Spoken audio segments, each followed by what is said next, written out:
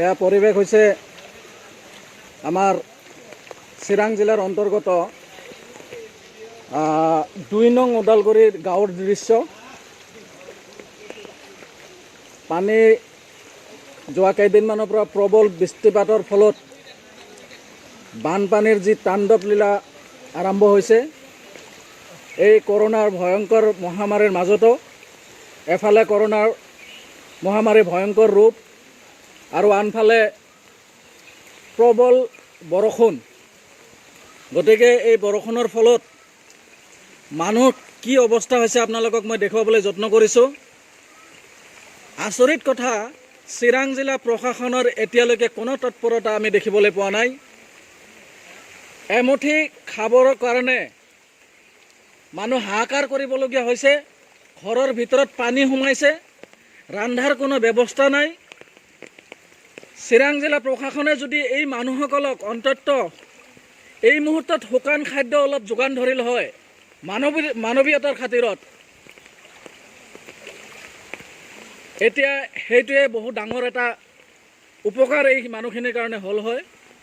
কিন্তু দুৰ্ভাগ্যৰ কথা যে এই যিবিলাক মানুহ এই পানীৰ লগত সহাৱস্থান কৰি আছে, এই মানুহখিনিৰ দুৰ্দশা আপোনালোকক মই দেখুৱাই আছোঁ।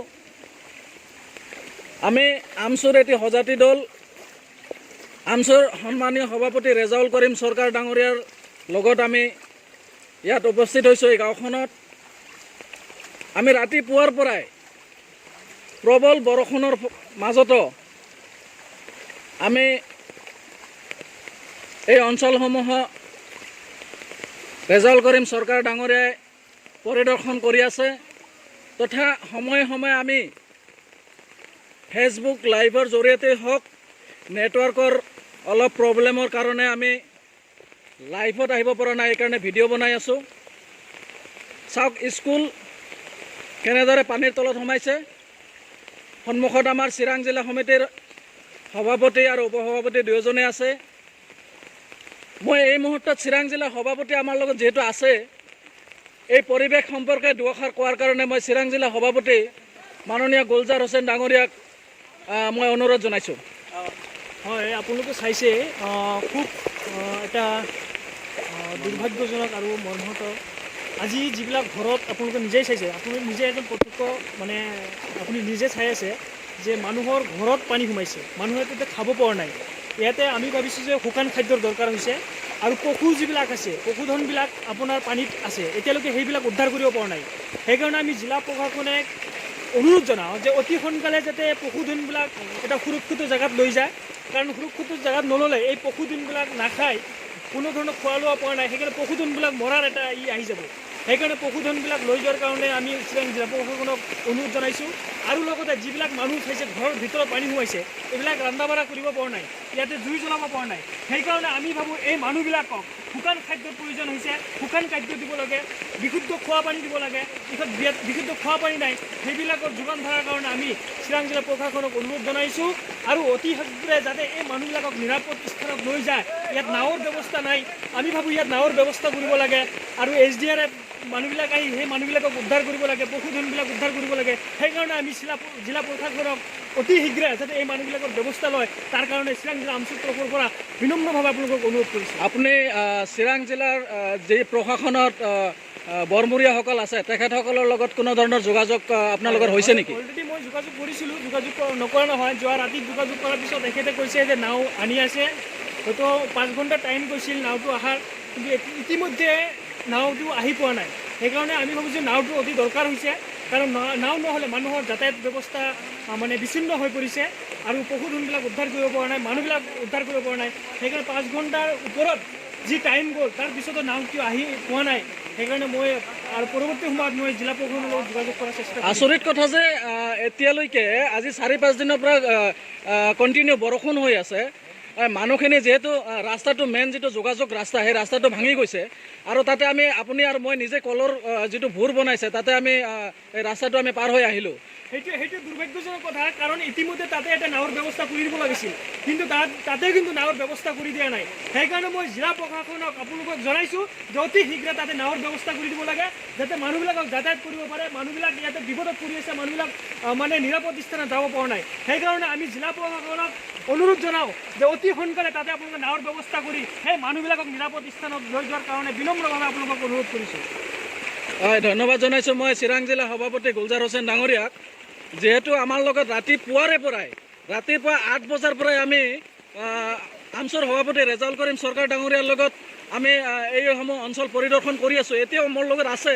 আমি একেলগে যিটো ৰাস্তাৰ কথা মই কৈছোঁ, যিটো মেইন যোগাযোগ এই গাঁওখনত আহিবলৈ এটাই ৰাস্তা, সেই ৰাস্তাটো ইতিমধ্যে বানে উটুৱাই লৈ গৈছে। আমি কলৰ ভূৰ বনাই সেই ভূৰৰ সহায়ত আমাৰ স্থানীয় যুৱক কেইজনমানে আমাক সহায় কৰিছিল, আৰু তেখেতৰ সহায়ত আমি এই গাঁওসমূহত আমি আহিবলৈ পাইছোঁ। এই মুহূৰ্তত ৰেজাউল কৰিম চৰকাৰ ডাঙৰীয়া আমাৰ লগত আছে।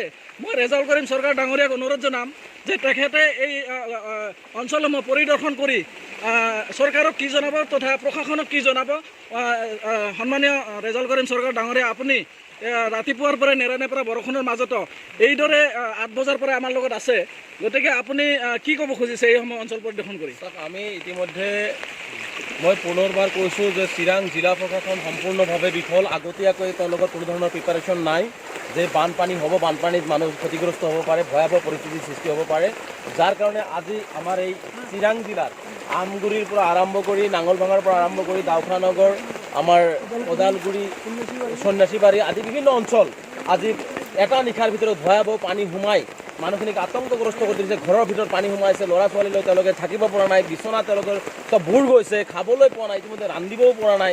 আমি যদি কেইটামান ঘৰত আমি খবৰ লৈছোঁ, তেওঁলোকে এতিয়ালৈকে ল'ৰা ছোৱালীক একো দিব পৰা নাই, মানে দিব পৰা নাই বস্তু, মানে ৰান্ধিব পৰা কোনো ধৰণৰ ব্যৱস্থা এই মুহূৰ্তত তেওঁলোকৰ ঘৰত নাই। গতিকে আপোনালোকে চাইছে যে সম্পূৰ্ণ ঘৰ বাৰী পানী একেবাৰে ভৰি পৰিছে পানীৰে। গতিকে তেনে ক্ষেত্ৰত জিলা প্ৰশাসনে এটা সম্পূৰ্ণভাৱে এটা প্ৰিপাৰেশ্যন লৈ এই মানুহখিনিক অন্ততঃ খোৱা পানী আৰু শুকান খাদ্যৰ যোগান ধৰিব লাগিছিল, যাতে কণ ল'ৰা ছোৱালীসকলে যাতে এই ধৰণৰ নাখাই থাকিবলগীয়া এটা পৰিৱেশ সৃষ্টি নহয়। কিন্তু এই পৰিৱেশটো কিন্তু ইয়াত সৃষ্টি হৈছে, আৰু ইয়াৰ বাবে আমি চিৰাং জিলা প্ৰশাসনক সম্পূৰ্ণভাৱে নিন্দা কৰিছোঁ, গৰিহণা দিছোঁ। চিৰাং জিলা উপায়ুক্তক আমি নিন্দা কৰিছোঁ, গৰিহণা দিছোঁ যে চিৰাং জিলা উপায়ুক্ত এই মুহূৰ্তত তেওঁলোক কোনো ধৰণৰ অফিচিয়েল, আমি 8 বজাৰ পৰা আছোঁ চিৰাং জিলাৰ ভিতৰৰ অঞ্চলবিলাক, আমি 8 বজাৰ পৰা ৰাতিপুৱা 8 বজাৰ পৰা আছোঁ। ৰাতিও আমাৰ কৰ্মকৰ্তাসকলে বিভিন্ন মানুহক উদ্ধাৰ কাৰ্য চলাইছে। এই মুহূৰ্তত এই মানুহখিনিক বিপদৰ পৰা যিকোনো মুহূৰ্তত বিপদ আহি যাব পাৰে, গতিকে সেই মুহূৰ্তত উদ্ধাৰ কৰিব পৰা তেওঁলোকৰ এটা নাও এই মুহূৰ্তত ব্যৱস্থা নাই, মানে SDRFৰ টিমৰ কোনো ধৰণৰ ৰেডি কৰি তেওঁলোকে থোৱা নাই, বা শুকান খাদ্য বা অফিচাৰ আহি কোন গাঁও এফেক্টেড হৈছে এই পানীত এই খবৰখিনি তেওঁলোকে এতিয়ালৈকে লোৱা নাই। গতিকে আমি কৈছোঁ সম্পূৰ্ণভাৱে চিৰাং জিলা প্ৰশাসন বিফল হৈছে। গতিকে মই চিৰাং জিলা প্ৰশাসনক পুনৰবাৰ কৈছোঁ যে এই বানপানীৰ সময়ত কৰোনা আতংকৰ মাজত যদি মানুহখিনিক যদি এনেকুৱা ধৰণে এটা পৰিৱেশৰ মাজত ঠেলি দিব বিচাৰে, তেনেহ'লে কিন্তু আমি গণতান্ত্ৰিকভাৱে এক ভয়াৱহ আন্দোলনৰ কাৰ্যসূচী আমি চিৰাং জিলাত গ্ৰহণ কৰিম। গতিকে সময় থাকোঁতে এই মানুহখিনিক তেওঁলোকৰ খোৱা খাদ্যৰ পৰা আদি কৰি সকলো ধৰণৰ ব্যৱস্থা গ্ৰহণ কৰিবৰ কাৰণে, আৰু যাতায়াতত যাতে কোনো ধৰণৰ অসুবিধা নহয়, মানুহখিনি যাতে যিকোনো মুহূৰ্তত আজি বেমাৰ হ'লেও এই মানুহ এটাক লৈ যাব পৰা অৱস্থাত এই অঞ্চলৰ মানুহে নাই। গতিকে তেনে অৱস্থাত এই মানুহখিনিক যদি উদ্ধাৰ কৰাৰ কোনো ধৰণৰ ব্যৱস্থা তেওঁলোকে গ্ৰহণ নকৰে খুব কম সময়ৰ ভিতৰত, আমি আন্দোলনৰ বাহিৰে আমাৰ কোনো বিকল্প ৰাস্তা নাথাকিব, আমি আন্দোলনৰ কাৰ্যসূচী গ্ৰহণ কৰিম। COVID-19 মহামাৰীৰ সময়ত যিহেতু পানী আজি কেইবাদিনো প্ৰবল বৃষ্টিপাত হৈ আছে, এনেকুৱা বৃষ্টিপাতত এতিয়া সৰু সৰু ল'ৰা ছোৱালী যিহেতু আছে, পশুধন আছে, এই সৰু সৰু ল'ৰা ছোৱালীক বেমাৰৰ এটা আকাংক্ষাই দেখা দিছে, যিহেতু বিশুদ্ধ খোৱা পানীৰ অভাৱ হৈছে। গতিকে এই ক্ষেত্ৰত প্ৰশাসনক আপুনি কি জনাব বিচাৰিছে? ইতিমধ্যে মানুহ দেখিছোঁ যে ঘৰত বৰষুণত তিতি আছে, গৰু ছাগলী বৰষুণত তিতি আছে, পানীৰ মাজত ভুৰ গৈ আছে। তেনে ক্ষেত্ৰত এনেও ক'ভিডৰ আতংক, মানুহ বেমাৰত পৰিব নে নপৰিব এইবিলাক ভয় এটা আছেই। তাৰ মাজত এই পৰিৱেশৰ মাজত যদি থাকে, তেনেহ'লে নিশ্চিতভাৱে এই অঞ্চলৰ মানুহবিলাক এই বৰষুণ বা ওপৰত বৰষুণ তলত পানী, এই পানী অৱস্থাত কিন্তু বেমাৰত পৰাৰ সম্ভাৱনা আছে। গতিকে চৰকাৰে সময় থাকোঁতে এই মানুহখিনিক উচ্চ স্থানত বা কেম্প কৰি হ'লেও নাইবা তেওঁলোকক ভালকৈ অলপ খোৱা লোৱাৰ ব্যৱস্থা যদি চৰকাৰে নকৰে, তেনেহ'লে বা প্ৰশাসনে নকৰে, তেনেহ'লে কিন্তু এই মানুহখিনি এটা ডাঙৰ বিপদৰ সন্মুখীন হোৱাৰ আশংকা দেখা দিছে। আৰু ইতিমধ্যে আমি কৈছোঁ যে আপোনালোকে দেখিছে যে পৰিৱেশ নাই। আমি 8 বজাৰ পৰা আপোনালোকক ৰাইজক আমি অৱগত কৰি আছোঁ, 8 বজাৰ পৰা। আৰু বিশেষকৈ মই সকলোকে অনুৰোধ জনাইছোঁ চিৰাং জিলাৰ প্ৰশাসনৰ যি গাফিলতি, চিৰাং জিলাৰ যি হেমাহি বানপানীক লৈ ইতিমধ্যে মানুহবিলাকে কৰোণাত মানুহে জৰুৰীয়া হৈ পৰিছে, অৰ্থনৈতিকভাৱে মানুহ শেষ হৈ গৈছে।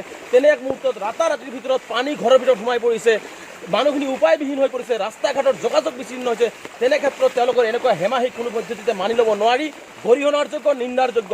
গতিকে মই অনুৰোধ জনাইছোঁ যে চিৰাং জিলা প্ৰশাসনে ব্যৱস্থা গ্ৰহণ কৰিব লাগে। আৰু ইয়াত এজন মন্ত্ৰী আছে, বিশেষকৈ মই মন্ত্ৰীজনক আহ্বান জনাইছোঁ যে মন্ত্ৰীজন কেৱল তেওঁ নিজে খবৰ লৈ কেইটামান চাউল দিলেই নহ'ব, গতিকে তেওঁ জিলা প্ৰশাসনৰ ফালৰ পৰা কোনো অফিচাৰ কিয় ইয়াত অহা নাই, নাৱৰ কিয় ব্যৱস্থা নহ'ল, এই মানুহখিনি শুকান খাদ্যৰ কিয় ব্যৱস্থা কৰিব নোৱাৰিলে, গতিকে এই ক্ষেত্ৰত মন্ত্ৰীজনক কিন্তু বিফলতাৰ এটা দিশ দেখা পোৱা গৈছে। গতিকে মন্ত্ৰীজনক কিন্তু ইয়াৰ ব্যৱস্থা গ্ৰহণ নকৰিলে তেওঁৰ বিৰুদ্ধে কিন্তু আমি আন্দোলনৰ কাৰ্যসূচী ল'ম।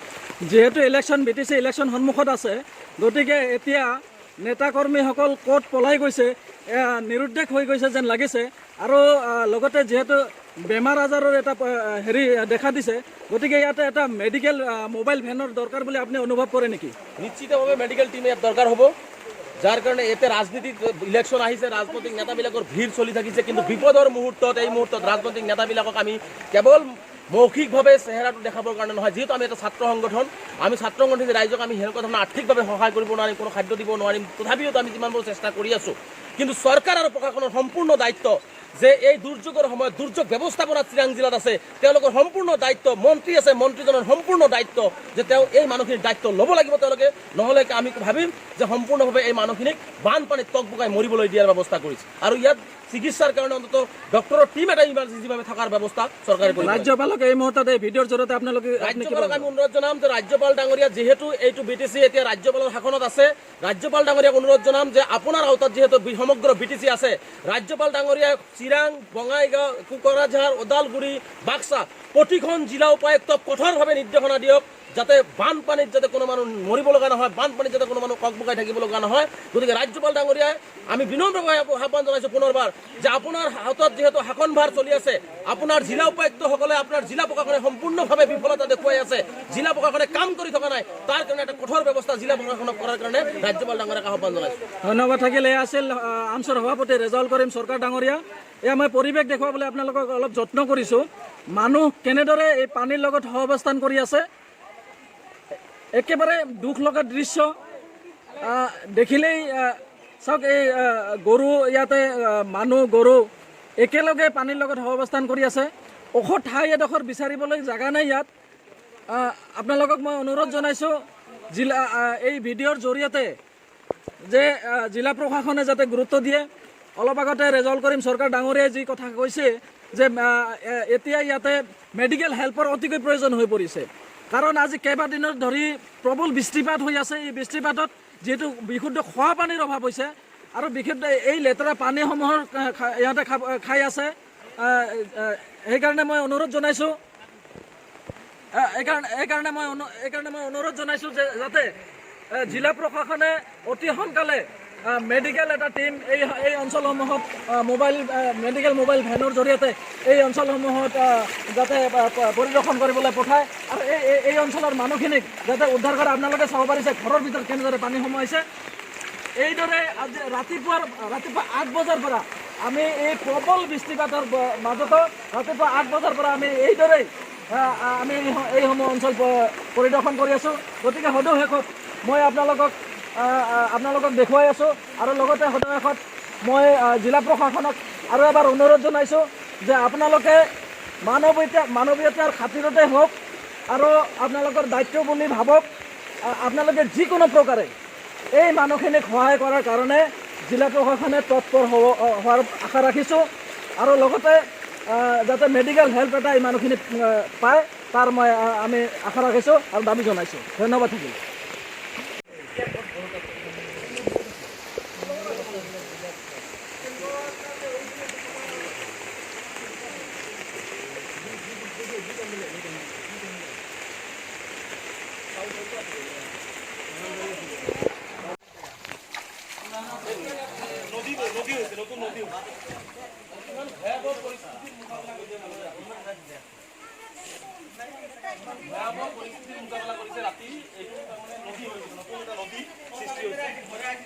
আৰু এই পৰিৱেশত ঘৰ দুৱাৰ সম্পূৰ্ণ শেষ হৈ গৈছে, তাৰ পিছতো চিৰাং জিলা প্ৰশাসনৰ কোনো ধৰণৰ গুৰুত্ব নাই, চৰকাৰৰ কোনো ধৰণৰ গুৰুত্ব নাই।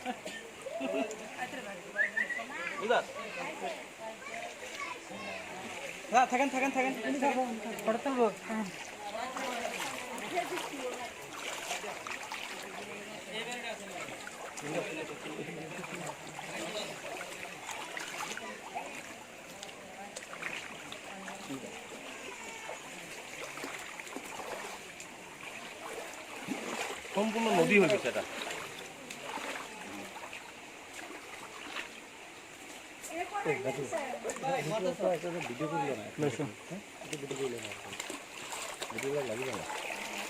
ওই মেয়েতে যান স্যাৰ, ওই মেয়েতে গেলাম।